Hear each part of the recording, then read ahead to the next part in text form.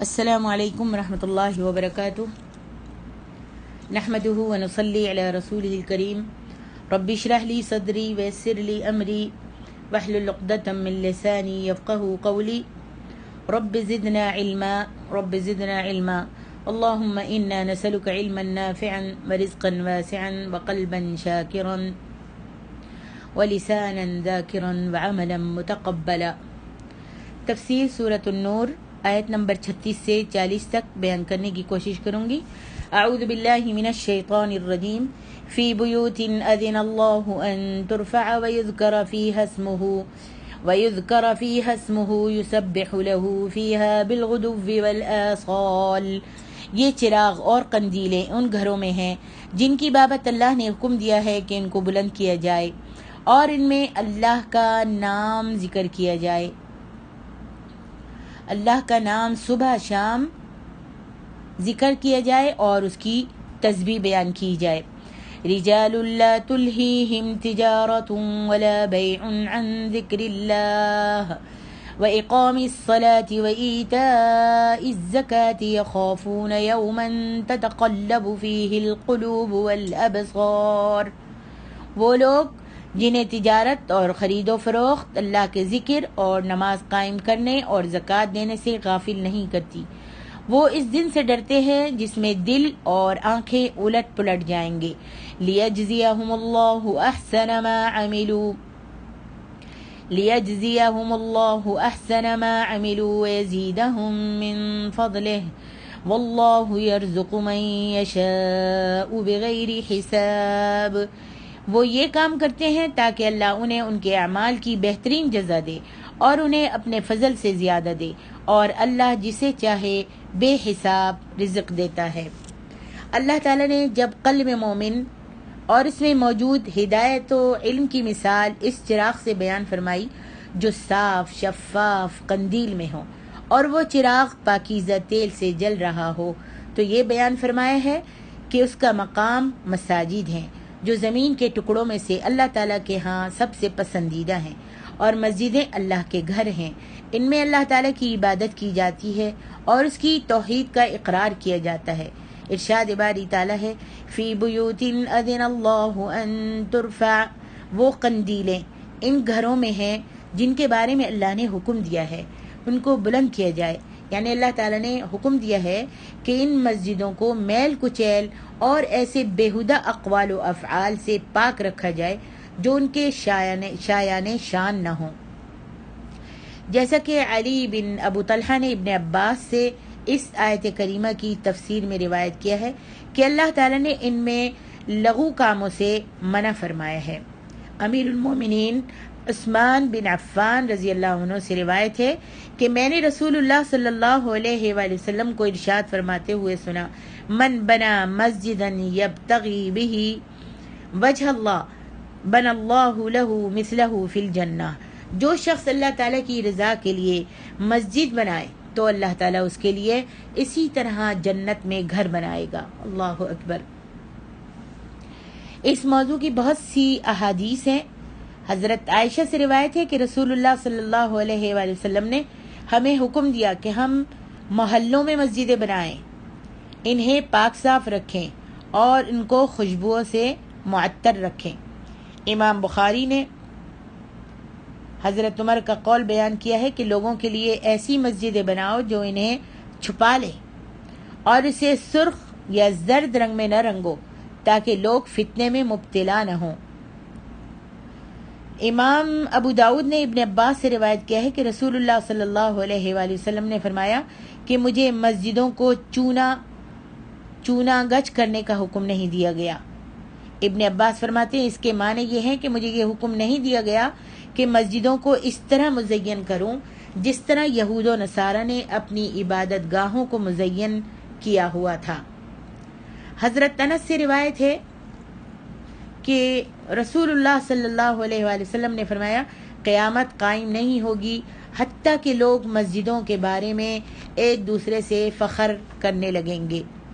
حضرت ابو ہریرہ سے روایت ہے کہ رسول اللہ صلی اللہ علیہ وآلہ وسلم نے فرمایا اذا رأيتم من يبيع او يبتاع في المسجد فقولوا لا اربح الله تجارتك لا أربح الله تجارتك وإذا رأيتم من ينشد فيه ضالة فقولوا لا رد الله عليك. جب تم کسی شخص کو مسجد میں خرید و فروخت کرتے ہوئے دیکھو تو اسے کہہ دو کہ اللہ تمہیں تمہاری تجارت میں نفع نہ دے. اور جب تم کسی کو مسجد میں گم شدہ چیز کا اعلان کرتے ہوئے سنو تو اس کو کہہ دو اب کہ اللہ تمہاری اس چیز کو نہ لوٹائے. آج مسجدوں میں کس طرح سے اعلان کیا جاتا ہے فلانی کی چیز کھو گئی ہے، فلانی کی یہ چیز کھو گئی ہے، فلانی کا بٹوا کھو گیا ہے، فلانی کا بیٹا کھو گیا ہے. تو فرمائے کہ تم اس کو کہہ دو کہ اللہ تمہاری اس چیز کو نہ لوٹائے. امام ترمذی نے اس حدیث کو حسن غریب قرار دیا ہے. واللہ اعلم. امام بخاری رحمۃ اللہ علیہ نے سعید بن یزید کی روایت کو بیان کیا ہے کہ میں مسجد میں کھڑا تھا کہ ایک شخص نے میری طرف کنکری پھینکی. میں نے دیکھا کہ یہ کنکری پھینکنے والا کون شخص ہے تو دیکھا کہ وہ عمر ابن خطاب تھے. فرمانے لگے جاؤ ان دو آدمیوں کو میرے پاس لے کر آؤ. میں ان دونوں کو آپ کے پاس لے آیا تو آپ نے فرمایا تم کون ہو؟ یا آپ نے یہ فرمایا تم کہاں سے آئے ہو؟ انہوں نے جواب دیا ہم طائف سے آئے ہیں. آپ نے فرمایا اگر تم اس شہر کے رہنے والے ہوتے تو میں تم دونوں کو سزا دیتا. تم رسول اللہ صلی اللہ علیہ وسلم کی مسجد میں بلند آواز سے باتیں کر رہے ہو. سبحان اللہ. حافظ ابی اعلیٰ موصلی رحمۃ اللہ علیہ نے ابن عمر سے روایت کیا ہے کہ حضرت عمر رضی اللہ عنہ ہر جمعے کو مسجد میں عود سلگایا کرتے تھے، یعنی خوشبو لگایا کرتے تھے. اس حدیث کی سند حسن ہے اور اس میں کوئی علت نہیں. صحیحین میں ہے کہ رسول اللہ صلی اللہ علیہ وآلہ وسلم نے فرمایا آدمی کو با جماعت نماز ادا کرنے کا گھر یا بازار میں نماز ادا کرنے کی نسبت 25 گنا زیادہ ثواب ملتا ہے. اور یہ اس لیے ہے کہ آدمی جب وضو کرے اور خوب اچھی طرح وضو کرے پھر مسجد کی طرف چلے اور نماز ہی کے قصد و ارادے سے چلے، نماز کے ہی ارادے سے مسجد کی طرف آئے تو ہر قدم کے بدلے اس کے لیے 1 درجہ بلند کر دیا جاتا ہے اور اس کا 1 گناہ معاف کر دیا جاتا ہے.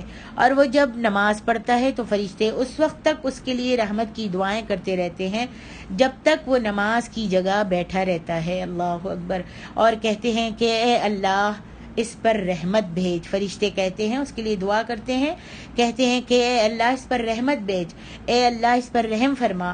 اور وہ نماز ہی کے حکم میں رہتا ہے جب تک نماز کا انتظار کرتا رہتا ہے. اور سنن میں ہے بشر المشائین فی الظلم الی المساجد بالنور التام یوم القیامہ. اندھیروں میں مسجدوں کی طرف چل کر جانے والوں کو خوشخبری سنا دو کہ انہیں روز قیامت مکمل نور حاصل ہوگا.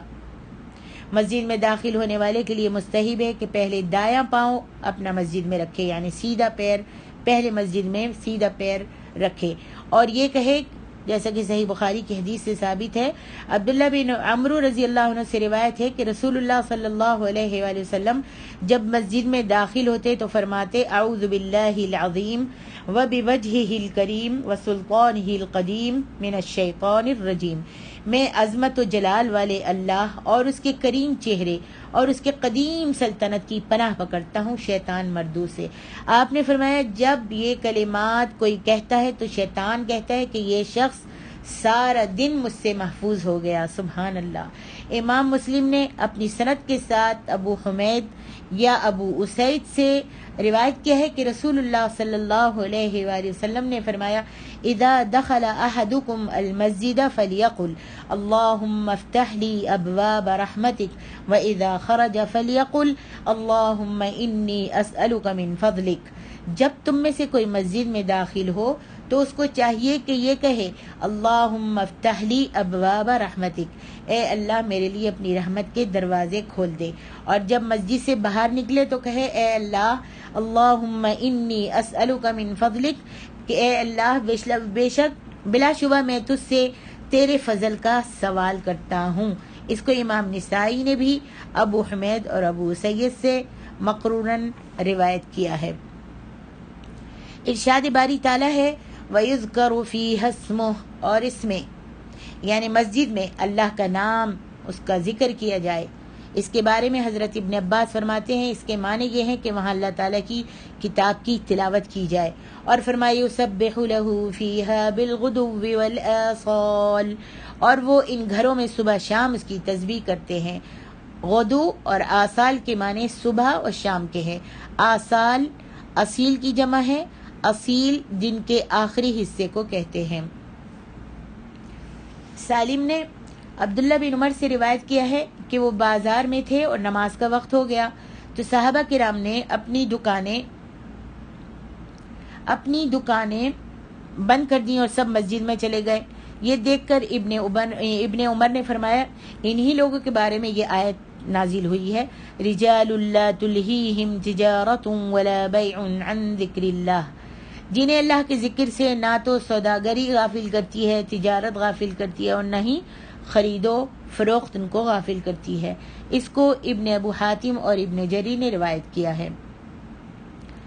علی بن ابو طلحہ نے ابن عباس سے روایت کیا کہ اس آیت کریمہ میں اللہ کے ذکر سے مراد فرض نماز ہے. یخافون یوما تتقلب فیہ القلوب والابصار، وہ اس دن سے ڈرتے ہیں جس میں دل اور آنکھیں خوف اور گھبراہٹ کے مارے الٹ پلٹ ہو جائیں گی. یعنی قیامت کے دن سے جس میں دل اور آنکھیں اوپر چڑھ جائیں گی. ڈرتے ہیں کہ اس دن کی گھبراہٹ بہت شدید اور ہلاکیاں بہت ہی سخت ہوں گی. اللہم احفظنا، اللہ ہم سب کو محفوظ رکھے. اور یہاں ارشاد فرمایا ہے لیجزیہم اللہ احسن ما عملوا، تاکہ اللہ انہیں ان کے عملوں کا بہت اچھا بدلہ دے. یعنی ان لوگوں کی نیکیوں کو اللہ تعالیٰ شرف قبولیت عطا فرماتا ہے اور ان کے گناہوں کو معاف کر دیتا ہے. وَيَزِيدَهُم مِّن فَضْلِهِ، اور انہیں اپنے فضل سے بھی زیادہ عطا فرما دیتا ہے. یعنی ان کی نیکی کو قبول فرما کر اس کا کئی گنا زیادہ اجر و ثواب عطا فرمائے گا. آگے فرمایا وَاللَّهُ يَرْزُقُ مَن يَشَاءُ بِغَيْرِ حِسَاب، اور اللہ جسے چاہتا ہے بے شمار رزق عطا فرماتا ہے. آگے ارشاد ربانی ہے والذین کفروا اعمالهم کسراب بقیعة یحسبه الظمآن ماء حتى اذا جاءه لم يجده شيئا ووجد الله عنده فوفاه حسابه واللہ سریع الحساب.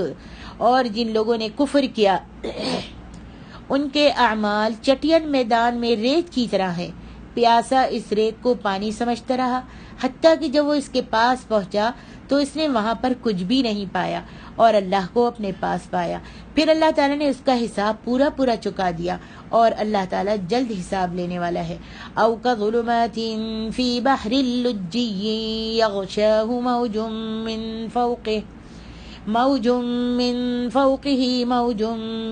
فوقه سحاب ظلمات بعضها فوق بعض اذا اخرج يده لم يكد يراها ومن لم يجعل الله له نورا فما له من نور. یا کافروں کے اعمال گہرے سمندر میں اندھیروں کی طرح ہیں جسے ایک موج ڈھانپتی ہو اور اس کے اوپر ایک اور موج ہو اور اس کے اوپر بادل ہو، غرض اوپر تلے اندھیرے ہی اندھیرے ہوں. جب وہ اپنا ہاتھ نکالے تو لگتا نہیں کہ اسے دیکھ سکے، اور جس کے لیے اللہ نے نور نہیں بنایا تو اس کے لیے کہیں بھی کوئی نور نہیں ہے. یہ دو مثالیں ہیں جو اللہ تعالیٰ نے کافروں کی دو قسموں کے لیے بیان فرمائی ہیں. جیسا کہ اللہ تعالیٰ نے یہاں دو مثالیں بیان کی ہیں. ان میں سے پہلی مثال ان کفار کی ہے جو اپنے کفر کے داعی ہیں اور وہ سمجھتے ہیں کہ ان کے کچھ اعمال و اعتقادات بھی ہیں، حالانکہ حقیقت میں وہ کچھ بھی نہیں.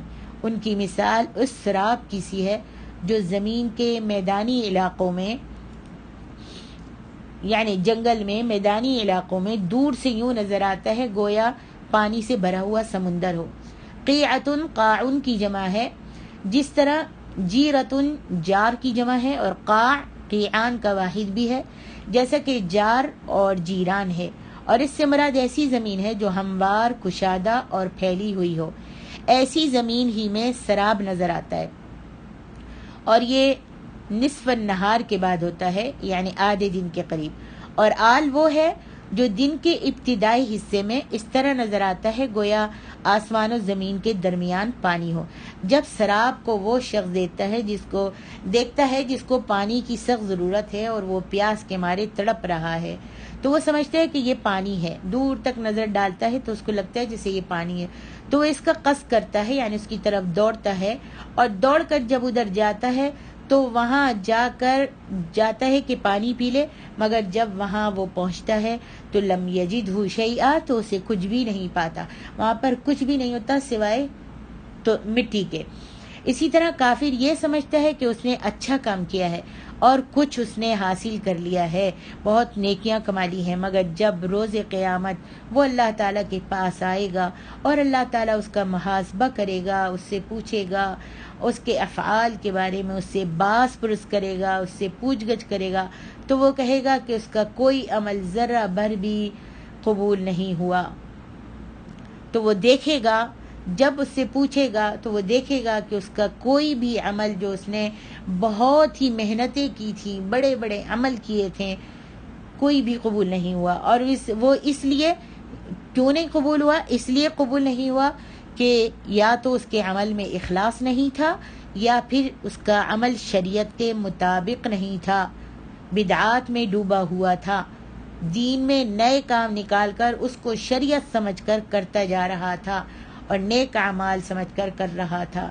اس کے بارے میں اللہ تعالیٰ نے فرمایا وَقَدِمْنَا إِلَى مَا عَمِلُوا مِنْ عَمَلٍ فَجَعَلْنَاهُ هَبَاءً مَنْثُورًا، سورۃ الفرقان۔ اور انہوں نے جو کوئی نیک عمل کیے ہوں گے ہم ان کی طرف متوجہ ہوں گے تو ان کو ان کے نیک اعمالوں کو اڑتا ہوا پراگندہ گرد و غبار کی طرح سے بنا کر اڑا دیں گے۔ اللہ اکبر۔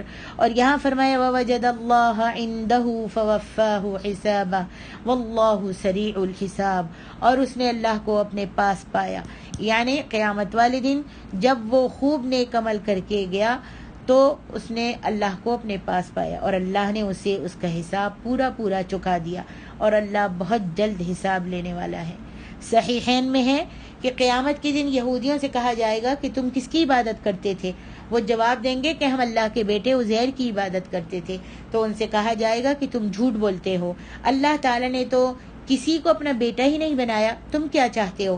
وہ عرض کریں گے ہمارے رب ہمیں بہت پیاس لگی ہوئی ہے، تو ہمیں پانی پلا دے۔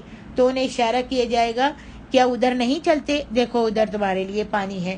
آگ کو ان کے لیے سراب بنا دیا جائے گا، اس کا بعض حصہ بعض کو توڑ پھوڑ رہا ہوگا، وہ اس کی طرف چلیں گے مگر جب آگے پہنچیں گے تو وہ اس میں گر جائیں گے۔ اللہم احفظنا اللہم لا تجعلنا منہم۔ آگے اللہ تبارک و تعالی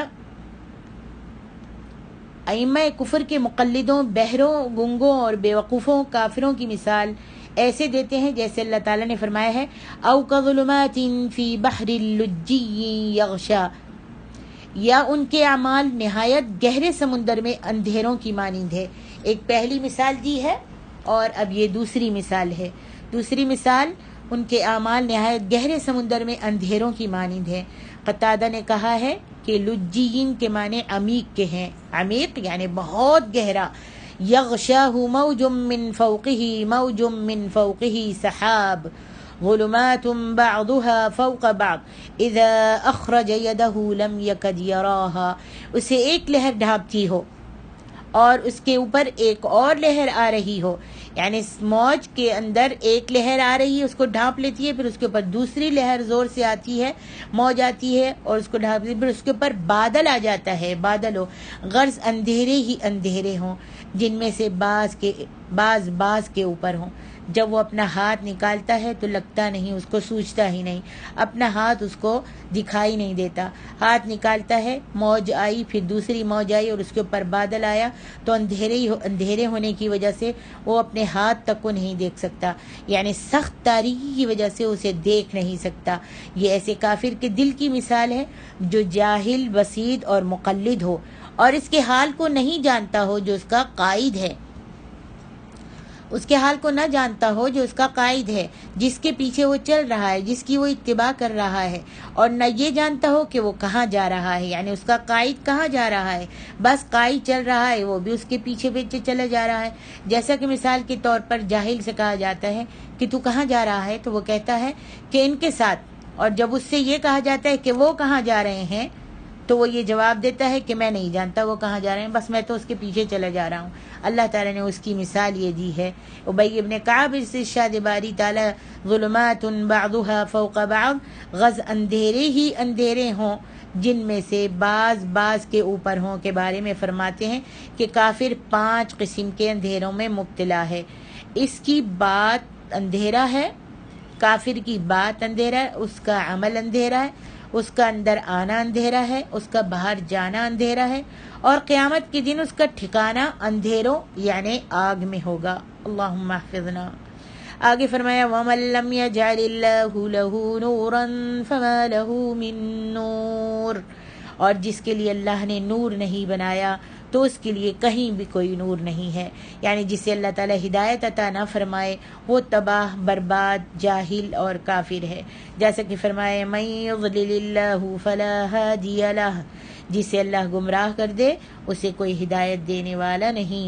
يَهْدِ اللَّهُ لِنُورِهِ مَن يَشَاءُ، اللہ اپنے نور کی طرف جسے چاہتا ہے ہدایت عطا فرماتا ہے۔ ہم عظمت و جلال کے مالک اللہ تعالیٰ سے دعا کرتے ہیں کہ وہ ہمارے دلوں میں نور، ہماری دائیں طرف نور، ہماری بائیں طرف نور، اور ہمارے اوپر نور، ہمارے نیچے نور پیدا فرما دے، اور ہمارے لیے اپنے نوروں میں سے نور میں اضافہ فرما دے۔ السلام علیکم ورحمۃ اللہ وبرکاتہ۔